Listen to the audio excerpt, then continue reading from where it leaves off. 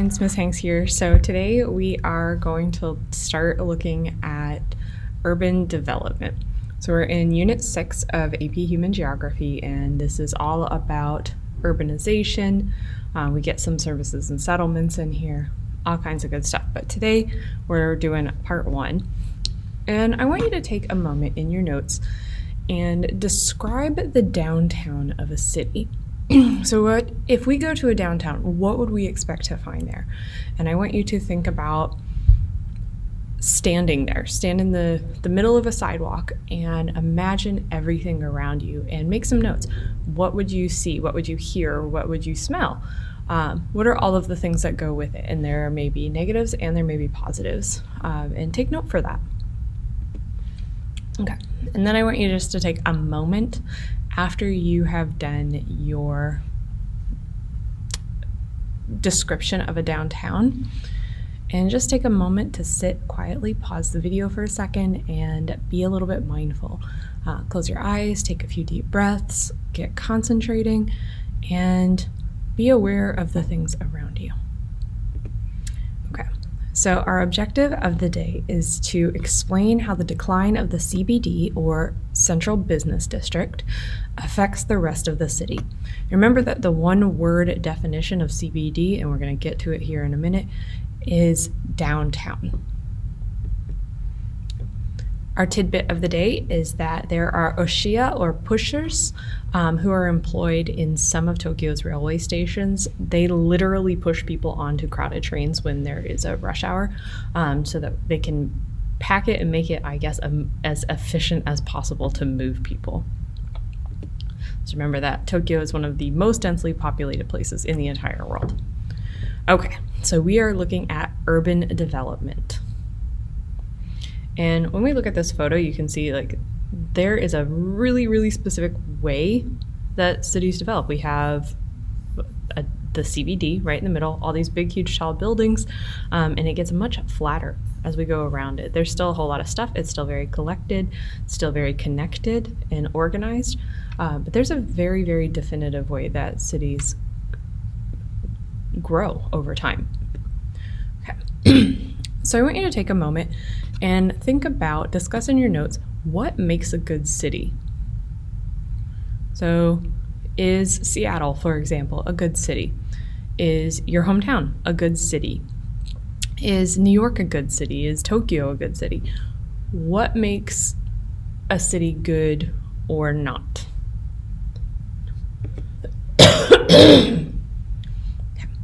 So we're going to first look at the big city, because when we talk about city, we could look at the technical definition, and a lot of us live in what is technically considered a city, but for our purposes, it's not really how we would necessarily classify one. Maybe a lot of us do, maybe we don't. But we're going to look at the big city. So our first part is urbanization, and this really just means that we are making areas more urban, more city-like, and stretching out what we consider an urban area. So the increase in the number of people living in a city in an LDC is urbanization, and an increase in a country's percentage of people living in the city in the MDC. And this is how we would differentiate between the two. So more urbanization in an LDC is going to be higher numbers of people. More urbanization in an MDC is going to be higher percentages of people. Sorry if you guys can hear some background noise. There's a little work going on. Okay, so let's look at the differences between urban and rural settlements. In cities, there are higher concentrated or higher concentrations, or it's more dense with people. There are fewer social relationships a lot of the time, and people may even feel more isolated even when they're surrounded by all kinds of people in the city. But they also have a very high density of specialized services. We get this huge number of people, this very high density of people, and even though they might not be interacting as much with all of their neighbors as we do in more rural areas, we may see that people are still going there specifically to get into those specialized services. And there are going to be more cultural differences, more diversity overall in urban areas. People are less alike, they're less homogenous. Think about if you've ever been out to a really small town, people tend to be a lot alike. And if you go to the city, you see all kinds of different people. And that's one of the things that can be a huge draw to go to a city.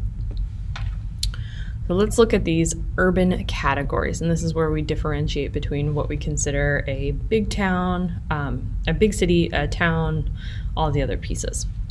So a town has a CBD, but it is less complex than a bigger city or a city at all. And it tends to be quite small. So even if in the legal definition where you live might be technically a city, for our purposes, we wouldn't really consider it that way. We often would consider those places to be towns. A city has a city, but it also has a very complex economic base and a large population.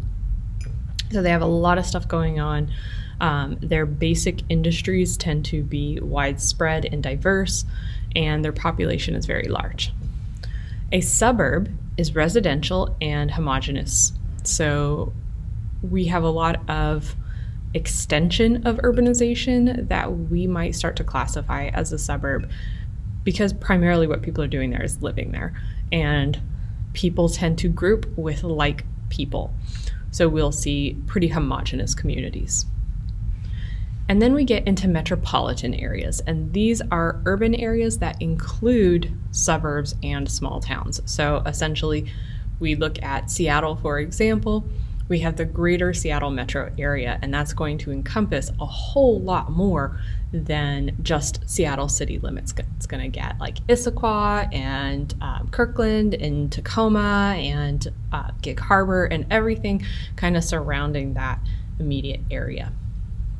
Same thing if we look at Tampa Bay in Florida.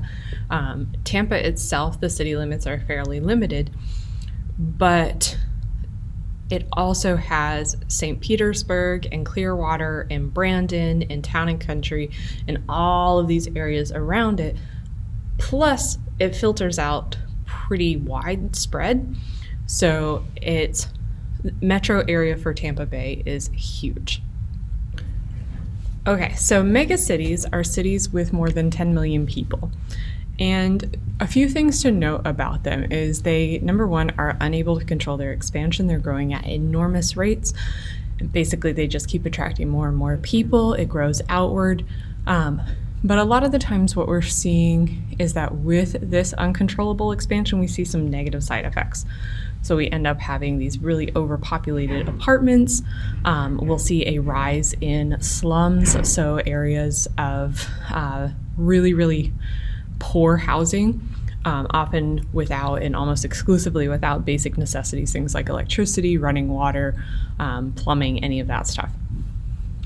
And this would be something like what we talk about in certain areas as slums.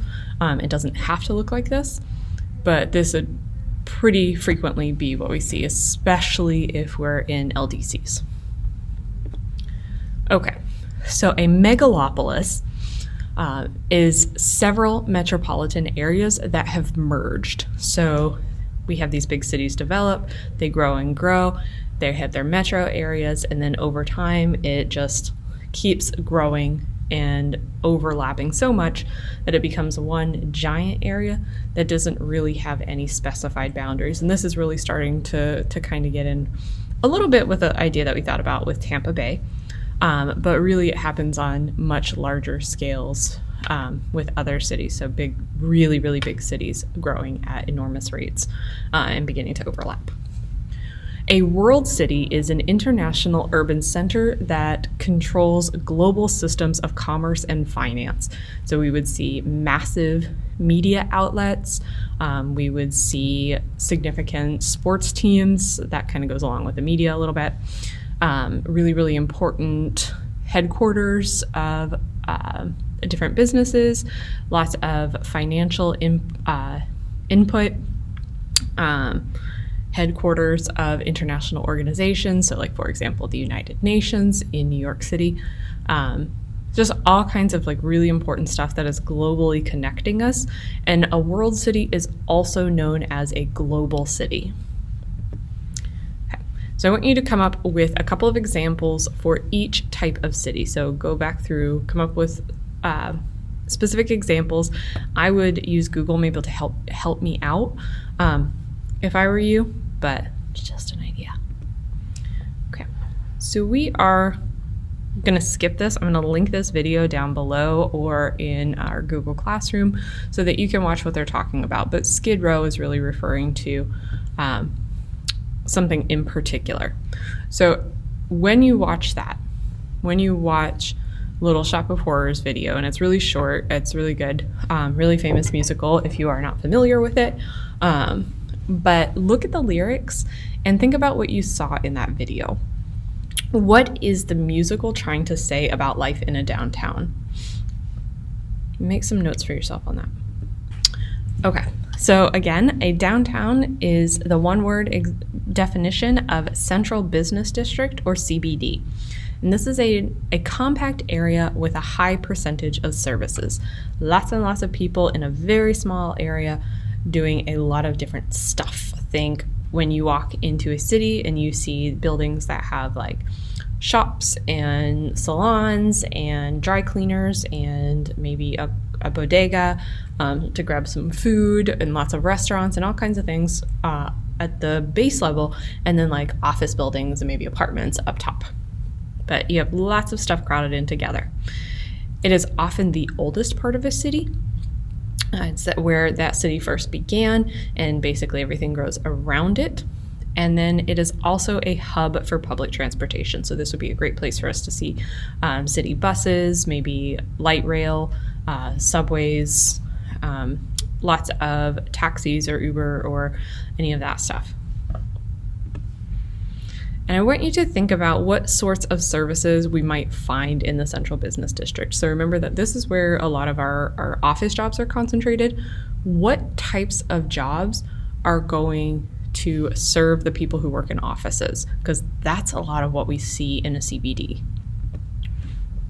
What we won't see in a CBD is industry. So manufacturing needs a lot of space and it needs access to transportation, and not the public kind. So they want it to be close to like ships so that they can ship stuff out. They want it to be close to airports. They want it to be close to like heavy rail.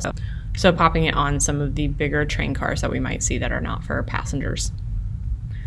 We also are not going to see a lot of residents. So most people are going to live in the suburbs. They're going to live a little bit farther outwards. You might occasionally see someone who lives in that area, but for the most part, we do not see people living right in the CBD. But we do see right now millennials moving back to the cities. So people who want a little bit faster pace, they want to be closer to their jobs, they want to not have cars, they maybe want to make a different or lessen their environmental footprint, all kinds of reasons for moving back to a city or to a city to start with. And a lot of it really just comes down to the lifestyle. With a CBD, we're going to see quite a bit of competition for land. So everybody wants to be in the CBD, so land is going to be super, super expensive. With that, because that land is so limited, remember CBDs are small, you can't make that land really bigger because there's already other stuff. So you have to expand in other ways. One way is going to be underground. We can put transportation like subways. We can even sometimes put public services or consumer services. If you have been to Seattle, if you go to Pike's Place, you can kind of go down into the lower levels and you start to get that underground-ish part. And we have a lot of consumer services, shops and things down there. We also will expand upwards. And this comes through like skyscrapers. We get that building, we get those buildings, we make those buildings taller. So we'll often have retail at the bottom where it's easily accessible. We'll have offices in the middle, and then we will have sometimes apartments at the very top. And these are very, very expensive, often very exclusive apartments for the most part. So, summary, that's it for this. I want you to take a moment to describe the Central Business District. I want you to identify some problems that CBDs could face, and I want you to explain how the decline of the CBD would affect the rest of it. Okay, so we're done with the notes part, but we want to take a couple minutes to look at some maps. So first we're looking at New York City. We can see where the downtown area is and kind of all of the things collecting around it. Look at the hubs for transportation. So we see some Port Authority terminals. We see other bus terminals. We would have subway going underneath all of this, but we have all kinds of things going around. Lots of cool stuff to look at. Huge park nearby. This is a big draw. But all of this area is going to have this huge concentration of people, of consumer services, of public services, of business services. It's just going to be really, really densely packed with people and with services. Washington, D.C., we're going to see something similar. So notice that big concentration right in the center. We have the National Mall, which remember is not actually like a shopping mall. It's where all of the stuff is. So if we look close, we can see like the museums, the National Gallery of Art, the Air and Space Museum, all kinds of different stuff concentrated together. But all of these things are going to be really, really close, even like Georgetown University, the White House, the Convention Center, all of this stuff stays really, really close to the downtown area. London, similar stuff. Look how concentrated this stuff is. So everything kind of right packed in the center, still really close on as we get kind of to the outskirts, but not as densely packed. We're going to see a little bit more green space, a little bit more spread of goods and services. It's just going to be a little bit less densely compacted in outside of the CBD. Looking at Istanbul, again, really tight, densely concentrated areas. Remember that Istanbul is in Turkey, so it's bridging right between Europe and Asia. Tokyo, same thing. Look how closely these roads are look how close these roads are to each other.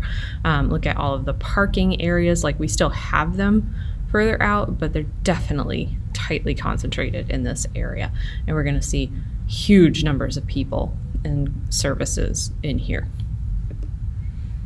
Same with Cairo. Look at where our stuff is. Same with Cape Town.